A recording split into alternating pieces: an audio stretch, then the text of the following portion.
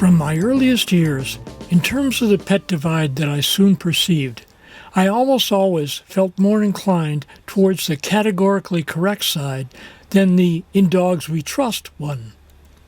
The family home that I grew up in never hosted either a feline or a canine during those years, but we had plenty of friends and relatives who did have one or the other, and even one or two who had both. I usually enjoyed the pet presence and happily expressed my attraction by petting when I had a chance to do so, thereby finding out soon enough that I most often felt better with the meow response than the bow wow one. During the 1970s, I wrote my first cat-related song, entitled Curiosity, although the feline angle on that one is a side note and not the primary focus of the lyrics. In that era, I also wrote a blues song called It Takes a Train that had gotten inspired by a Dylan tune with the title It Takes a Lot to Laugh, It Takes a Train to Cry.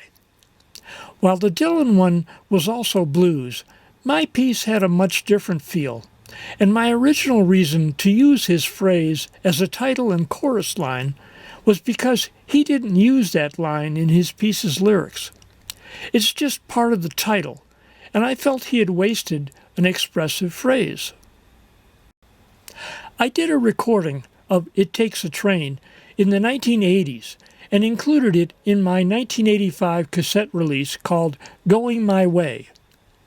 As the 1990s unfolded, I got some criticism of that song's lyrics from a fellow Dylan fan, and I concluded that I could come up with better lines for my ride. Soon enough, I changed It Takes a Train to Can't Catch the Train, and that's what the track became when I did the CD version of Going My Way that I finished in 2022 and released in early 2023. Around the time that I changed that song title, I had another song slowly evolving. I originally called that other one Jealous Cat, and when I started putting it together, it was about a romantic triangle. During that stretch, sometimes guys would get the slang nickname Cats, with a primary example being a trio who called themselves Stray Cats. I had written another song in the 1980s that had the phrase, "Cats on the street have to," etc. And that line, which I recently changed, referred to human males, not felines.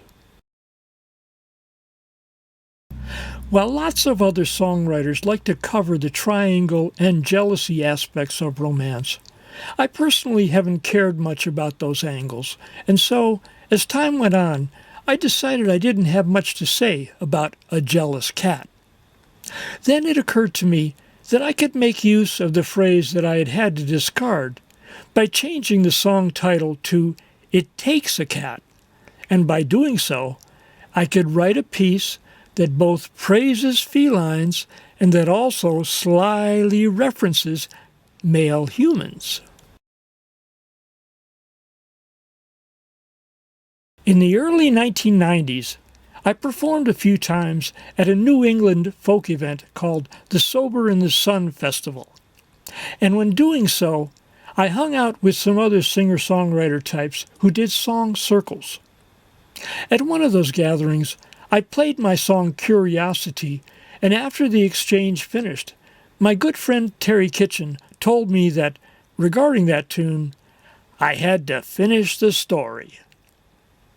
Soon after he said that, I came up with a new fourth verse to the tune, and that part added more to the cat angle of the song.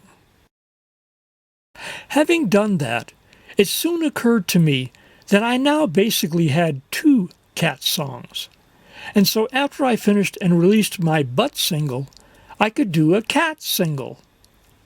I planned to go ahead in that direction, but then a number of complications came along.